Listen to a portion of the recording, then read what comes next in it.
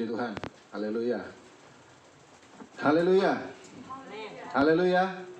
Puji Tuhan. Ya, saya mengerti keterlambatan saya tadi karena memang selain macet juga saya juga tadi jalan dari rumah udah jam 3. Jam 3 pas. Jadi memang benar-benar macet di jalan itu dari hari Jumat di daerah Cirende ini benar-benar macet luar biasa.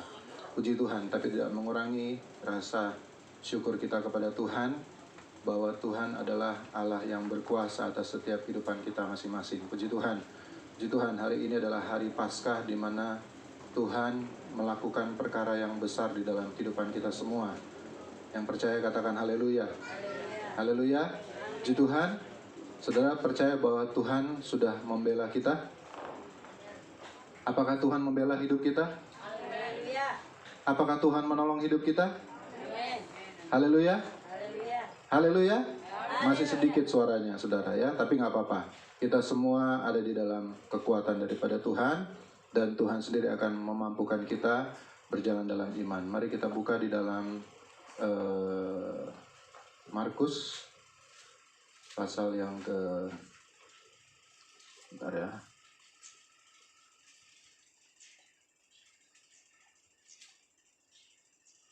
Markus pasal yang ke-16. Kita baca ayat yang ke-8. Markus 16 ayat yang ke-8. Lalu mereka keluar dan lari meninggalkan kubur itu, sebab gentar dan dahsyat menimpa mereka. Mereka tidak mengatakan apa-apa kepada siapapun juga. Karena apa? Karena apa? Karena mereka takut ya. Dengan singkat mereka sampaikan ke semua pesan itu kepada Petrus dan teman-temannya. Pesan apa ini, saudara? Pesan mengenai Yesus sudah bangkit ya. Sesudah itu Yesus sendiri dengan perantaraan murid-muridnya memberitakan dari timur ke barat berita yang kudus dan tak terbinasakan tentang keselamatan yang kekal ini. Saudara baca ini ada keganjilan nggak? Di mana ganjilnya? Kalau saya perhatikan di sini. Sesudah itu Yesus sendiri dengan perantaraan murid-muridnya. Bagaimana ceritanya Yesus yang sudah mati dan dia sudah bangkit, dan dia turut memberitakan firman Tuhan tentang keselamatan yang kekal itu lewat apa? Murid. Haleluya. Haleluya. Ya. Sesudah itu Yesus sendiri dengan perantaran murid-muridnya memberitakan dari timur ke barat berita yang kudus dan tak terbinasakan tentang keselamatan yang kekal itu. Ayat 9. Setelah Yesus bangkit pagi-pagi pada hari pertama minggu itu, ia mula-mula menampakkan dirinya kepada siapa? Maria Magdalena. Daripadanya Yesus pernah mengusir 7 setan. Lalu perempuan itu pergi memberitahukannya kepada mereka yang selalu mengiringi Yesus dan yang pada waktu itu sedang berkabung dan menangis.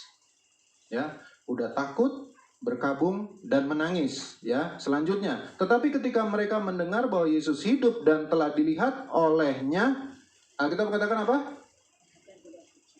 Mereka tidak percaya. Bagian pertama. Yang kedua, sesudah itu ia menampakkan diri dalam rupa yang lain kepada siapa? Kedua orang dari mereka. Ketika keduanya dalam perjalanan keluar kota, lalu kembalilah mereka dan memberitahukannya kepada teman-teman yang lain, tetapi kepada mereka pun teman-teman itu tidak percaya ya. Yang kedua. Yang ketiga, akhirnya ia menampakkan diri kepada ke-11 orang itu ketika mereka sedang apa? Sedang makan, dan ia mencela ketidakpercayaan dan kedegilan hati mereka oleh karena mereka tidak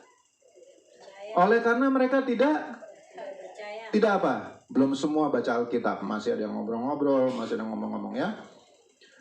Oleh karena mereka tidak apa? Tidak percaya. Tidak percaya, saudara yang dikasih Tuhan.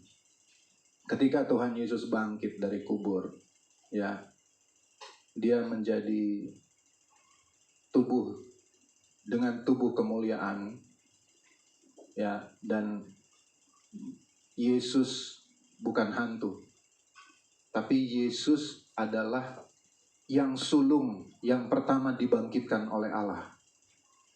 Dia menjadi perantara antara Allah dengan manusia. Dan dia, Alkitab katakan dalam Yohanes pasal yang pertama, dia itu berdiam di dalam diri kita, di dalam diri orang percaya. Yesus berdiam di dalam diri orang percaya. Nggak ada yang mengatakan haleluya, nggak apa-apa ya. Yesus berdiam di dalam diri orang percaya, katakan amin. Amin. Amin, ya. Haleluya. Nah, kalau Yesus berdiam di antara diri orang percaya, kehidupan orang percaya itu sudah ada di dalam kuasa Tuhan. Yang percaya katakan amin. Amin. Ya.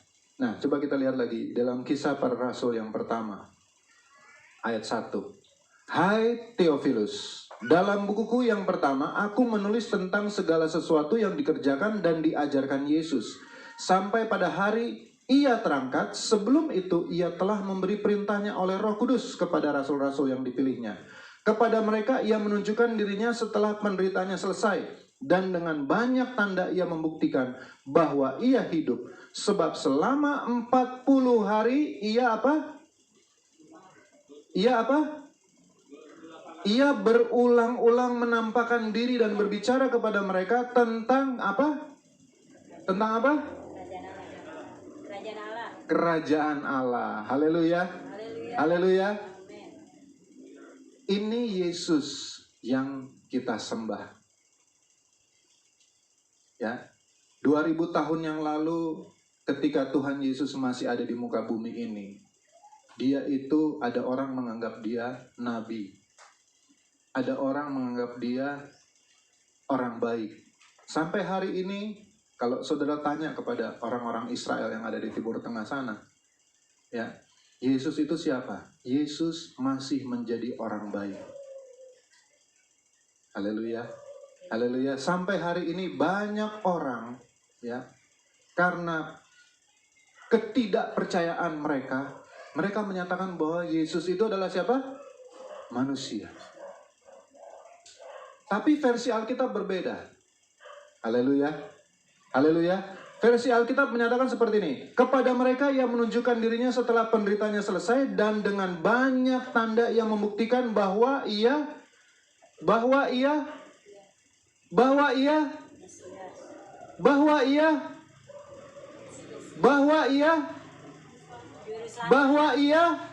hidup.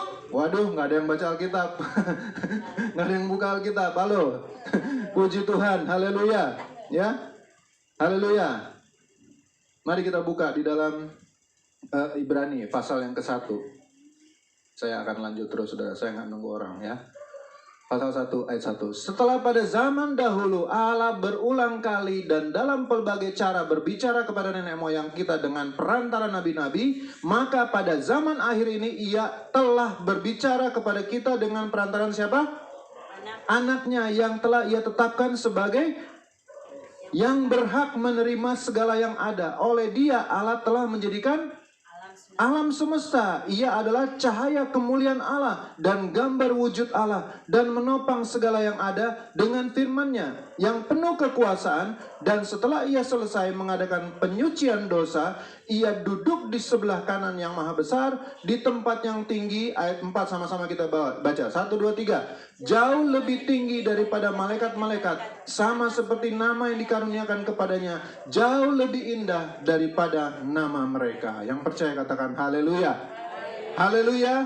Haleluya. Inilah Tuhan kita, saudara. Ketika dia menderita untuk dosa dan pelanggaran kita. Haleluya. Haleluya. Ketika dia bangkit juga untuk kita. Tergantung apakah kita percaya atau tidak. Haleluya. Apakah kita percaya atau tidak? Saudara tanya sendiri di dalam hati ya. Haleluya. Sekarang mari kita buka di dalam Kisah Para Rasul. Kisah Para Rasul yang kedua. Sekarang saya mau nyambung khotbahnya Petrus. Ya. Ayat yang ke-14.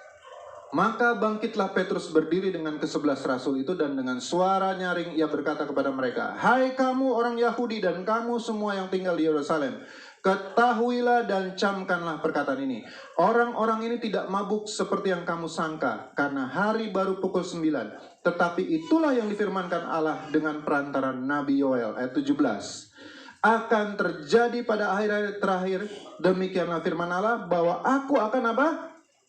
Mencurahkan rohku ke atas semua manusia, maka anak-anakmu laki-laki dan perempuan akan bernubuat, dan teruna-terunamu akan mendapat penglihatan-penglihatan, dan orang-orangmu yang tua akan mendapatkan mimpi. Juga ke atas hamba-hambaku laki-laki dan perempuan akan kucurahkan rohku pada hari-hari itu, dan mereka akan bernubuat, dan aku akan mengadakan mujizat-mujizat di atas, di langit, dan tanda-tanda di bawah, di bumi, darah dan api, dan gumpalan-gumpalan asap. Matahari akan berubah menjadi apa? Gelap gulita, dan bulan menjadi apa? Darah, sebelum datangnya hari Tuhan, hari yang besar dan mulia itu. Dan barang siapa yang berseru kepada nama siapa?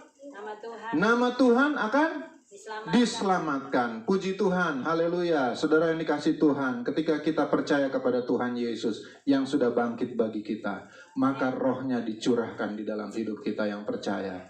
Haleluya. Ketika rohnya ada di dalam hidup kita, maka kita akan bisa bernubuat. Nggak apa-apa, nggak ada yang katakan amin, nggak apa-apa.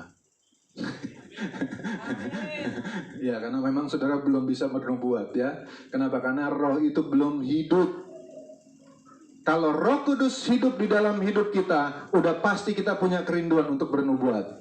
Amin. Pasti. Tapi kalau saudara tidak hidupkan rohmu di dalam kehidupanmu, Roh Kudus kapanpun tidak pernah akan melakukan pekerjaannya. Haleluya. Haleluya. Nah, ini sebuah kepastian saudara. Ya, di dalam Yesus ada kepastian. Sekalipun hidup kita banyak kekurangan, banyak kelemahan, tapi roh itu hidup. Roh itu hidup. Roh itu hidup.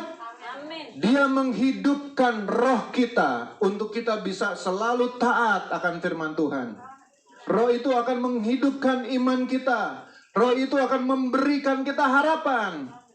Roh itu akan memberikan kita kekuatan. Amen. Yang percaya katakan haleluya. Haleluya. Haleluya. Puji Tuhan, Roh Kuduslah yang akan mengaruniakan kehidupan bagi kita semua. Haleluya. Mari kita baca Yohanes pasal yang ke-6. Yohanes pasal yang ke-6. Haleluya. Ketika roh itu hidup, saudara. Ya. Ayat 63. Yohanes 6 ayat 63. Rohlah yang memberi hidup, daging sama sekali tidak berguna. Perkataan-perkataan yang kukatakan kepadamu adalah roh dan hidup. Yang percaya katakan haleluya. Tapi di antara ada yang tidak percaya, sebab Yesus tahu dari semula siapa yang tidak percaya dan siapa yang akan menyerahkan dia. Lalu ia berkata, sebab itu telah kukatakan kepadamu, tidak ada seorang pun dapat datang kepadaku kalau Bapa tidak mengaruniakannya kepadanya. Saudara yang dikasih Tuhan, mengertilah dengan iman setiap firman Tuhan yang disampaikan. Kalau saudara datang untuk beribadah kepada Tuhan, saudara melayani pekerjaan Tuhan. Tapi kalau saudara tidak dipanggil untuk menerima masuk di dalam kerajaan Allah, saudara hanya sebagian menjadi seperti banyaknya orang banyak pada saat zaman Yesus. Zaman Yesus itu ada 3 kelompok. Ada kelompok orang banyak, ada kelompok orang Farisi, ada kelompok orang ahli Taurat. Satu lagi ada kelompok murid Yesus. Saudara mau ada di bagian yang mana? Kelompok orang banyak hanya mengikuti Yesus, Pada saat Yesus buat bikin mujizat, mereka bersorak-sorai. Pada saat Yesus mau disalibkan, nomor satu mereka ngomong, salibkan dia. Itu orang banyak. Haleluya. Tapi kelompok Farisi dan kelompok ahli Taurat, mereka apa? Menjudge Yesus. Mereka menghina Yesus, mereka menghukum Yesus. Haleluya. Dan kelompok yang terakhir adalah murid. Apakah murid Yesus banyak yang percaya kepada Tuhan Yesus? Apakah murid Yesus percaya kepada Yesus? Belum, saudara. Haleluya. Haleluya. Kalau kita baca di dalam 3 versi, Matius, Markus, Lukas, 4 versi, Yohanes, ya. Kondisi keadaan pada saat Yesus mati, dalam keadaan semuanya dalam keadaan takut. Semuanya dalam keadaan gentar. Mereka juga takut terhadap bangsa Romawi. Tentara Romawi akan menghukum mereka pada saat mereka ketahuan bahwa mereka adalah murid Yesus. Ya, mereka takut. Mereka bersembunyi. Mereka ada di bawah-bawah kolong. Mereka ada di rumah-rumah, terkunci rumah mereka, saudara. Haleluya. Haleluya. Tapi malam hari ini, saudara yang dikasih Tuhan, ketika Roh Kudus ada di dalam hidup kita, haleluya, haleluya, maka ketakutan itu akan hilang. Haleluya. Roh Kudus ada di dalam hidup kita. Roh itu akan membuat kita jadi berani, menjadi gagah perkasa, menjadi orang yang berhikmat. Haleluya. Haleluya. Karena rohnya itu akan memampukan kita untuk mengenal tentang akhir daripada akhir zaman ini. Haleluya. Haleluya. Saudara nggak perlu marah akan dunia. Saudara nggak perlu marah akan orang tua. Saudara nggak perlu marah akan anak-anak. Saudara nggak perlu marah akan segala sesuatu yang saudara sedang alami. Haleluya. Ketahuilah bahwa semuanya ada di dalam kekuatan daripada Roh. Haleluya. Ketika Roh Kudus hidup di dalam kehidupan kita, ketika Roh Kudus itu ada di dalam hidup kita, maka Dia sendiri yang akan mengajari hidup kita. Yang percaya katakan amin. Roh Kudus akan mengajari hidup kita sampai hidup kita menjadi orang-orang yang berguna. Haleluya. Haleluya. Haleluya. Haleluya. Puji Tuhan. Saudara yang dikasih Tuhan. Sekarang kita masuk di dalam intinya. Inti dari setiap apa yang sudah kita baca. Adakah pengalaman-pengalaman hidup saudara yang memang berdasarkan Roh itu membuat saudara menjadi berubah? Pernahkah saudara mendengar suara Tuhan di dalam perjalanan hidupmu dan akhirnya kita berubah? Tidak sama lagi seperti yang lalu. Kenapa saya katakan demikian? Kalau saya tidak mengatakan hal ini, saudara, saudara menjadi pengikut Yesus yang selamanya tidak pernah berubah. Haleluya. Yesus tidak berubah dalam Ibrani pasal yang ke-8, ayat yang ke-12 kalau nggak salah. Yesus nggak pernah berubah. Tapi kita yang harus berubah. Haleluya. Pengertian tentang perubahan itu sampai di mana, saudara? Saya mau tanya kepada saudara. Sampai di mana? Di saat Tuhan perlihatkan kita untuk kita bisa melakukan dosa. Di depan kita ada dosa. Perubahan itu sampai di mana? Apakah kita masih menceburkan diri ke dalam dosa atau kita mulai Mazmur pasal yang ke-1. Haleluya. Haleluya. Mazmur 1 ayat 1. Berbahagialah orang yang tidak berjalan menurut nasihat orang fasik, yang tidak berdiri di jalan orang berdosa, dan yang tidak duduk dalam kumpulan pencemooh. Tetapi yang kesukaannya ialah Taurat Tuhan, dan yang merenungkan Taurat itu siang dan malam. Ia seperti pohon yang ditanam di tepi aliran air, yang menghasilkan buahnya pada musimnya, dan yang tidak layu daunnya.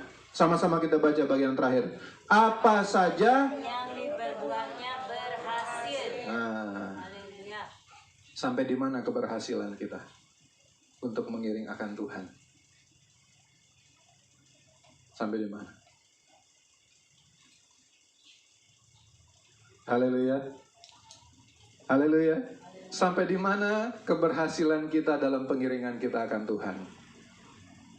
Akankah kita mentok kepada seseorang?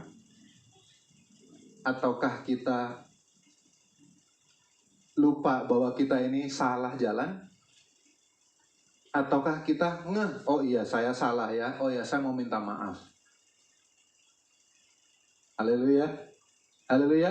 Hal-hal ini dikerjakan oleh Roh Kudus. Kenapa saudara? Karena orang yang beredukasi tinggi, berpengetahuan tinggi, belum tentu memiliki yang namanya pengertian tentang firman. Belum memiliki namanya karakter Kristus. Tapi seseorang yang memiliki karakter Kristus, sudah pasti dia adalah orang yang mengasihi Tuhan. 2 Korintus pasal yang ke-8. Kita baca. 2 Korintus pasal 8. Haleluya.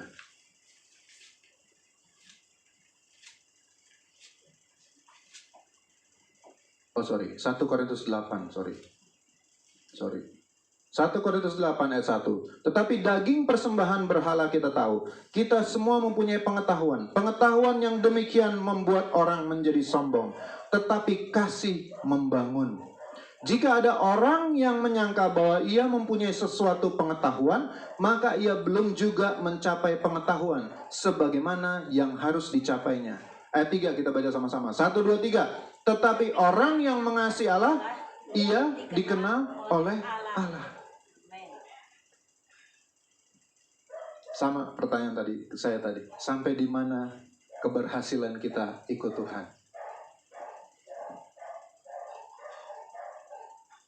Kalau jemaat Tuhan akan melahirkan jemaat. Haleluya. Haleluya. Itu bahasanya orang gereja, saudara. Jemaat Tuhan akan melahirkan jemaat. Hamba Tuhan akan melahirkan hamba Tuhan. Haleluya. Haleluya. Haleluya. Tergantung kita punya kondisi saat ini, saudara. Saudara yang dikasih Tuhan. Hidup ini nggak ada yang namanya kita itu semua berhasil.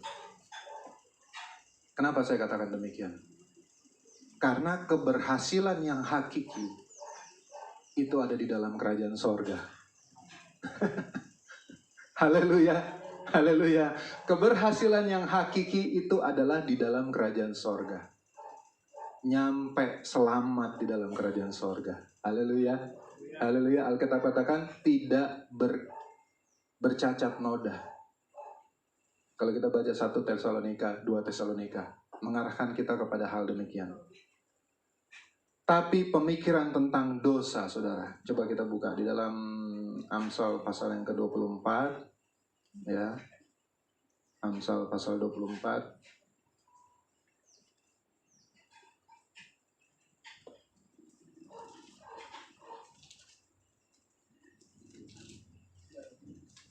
Haleluya. Amsal 24 ayat 9.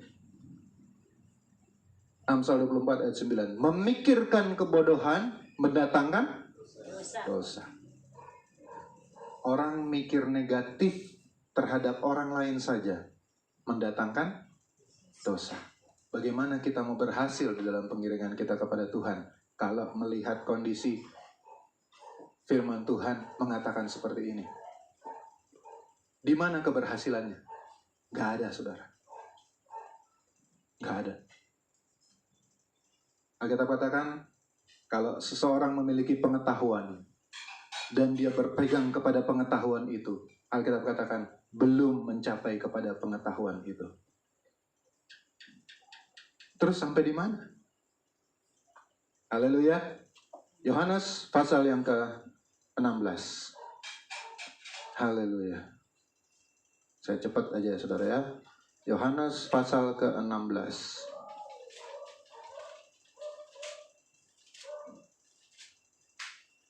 Haleluya. Yohanes 16 ayat yang ke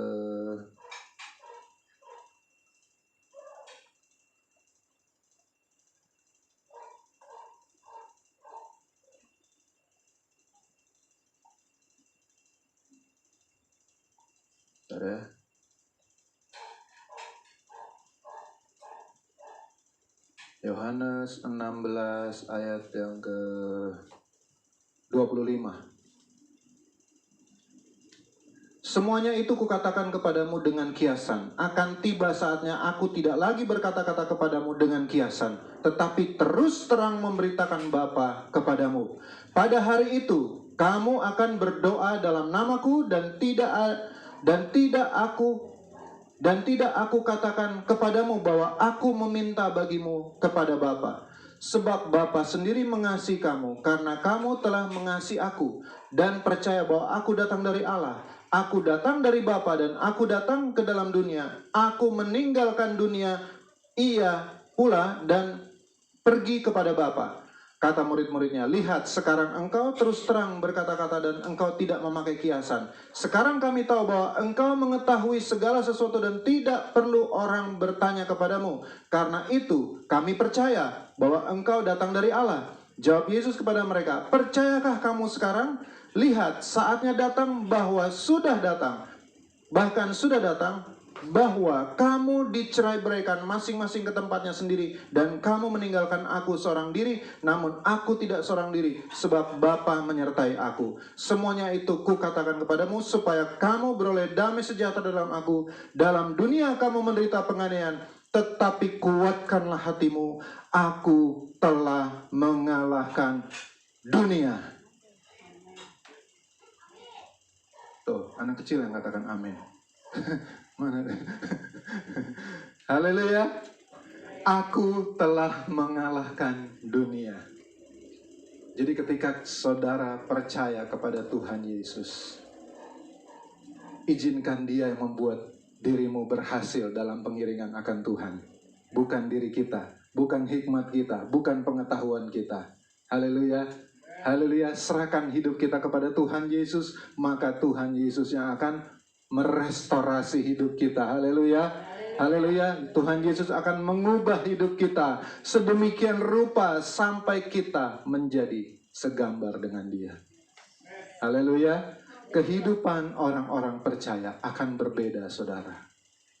Dari tingkah laku, dari mulut bicara, dari semua apa yang akal pikirannya berbeda, saudara. Memang ada banyak tangisan malam hari.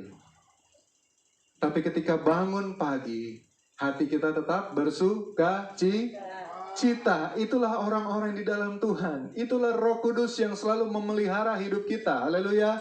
Selalu mengaruniakan kehidupan bagi kita yang percaya. Haleluya. Haleluya. Ketika Yesus bangkit, banyak mata yang tertuju kepada Dia. Tapi ada dua malaikat yang berkata kepada banyak orang, murid-muridnya. Dikatakan apa? Mengapa engkau melihat ke atas? Haleluya. Mengapa engkau melihat ke atas? Yesus yang terangkat ini, Dia juga yang akan turun ke dalam dunia ini. Haleluya. Dia juga akan menyempurnakan setiap hal yang tidak berkenan kepada kita. Haleluya. Kisah 3 ayat 21, coba saudara baca ya, ayat terakhir. Kisah 3 ayat 21. Haleluya. Kristus itu harus tinggal di sorga sampai waktu pemulihan segala sesuatu, seperti yang difirmankan Allah dengan perantara nabi-nabinya yang kudus di zaman dahulu. Haleluya. Kristus harus tinggal di sorga sampai pemulihan segala sesuatu. Saudara mau dipulihkan? Saudara mau dipulihkan? Dipulihkan dari apa? Dari dosa, betul sekali. Itu yang terpenting. Karena kalau kita masih merasa kita berdosa, saudara, ya, kita masih merasa diri kita ini belum sepaham dengan Tuhan. Bagaimana Tuhan mau memberkati kita? Gak bisa.